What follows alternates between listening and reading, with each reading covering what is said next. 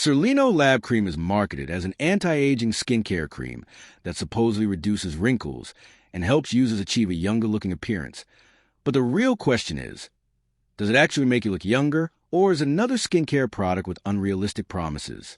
Now, to be fair, many skincare creams can improve the appearance of skin.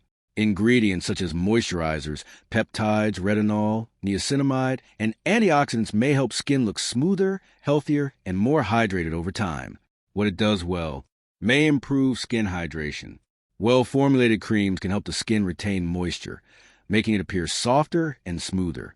Could temporarily reduce the appearance of fine lines. Hydrated skin often looks plumper, which can make wrinkles less noticeable.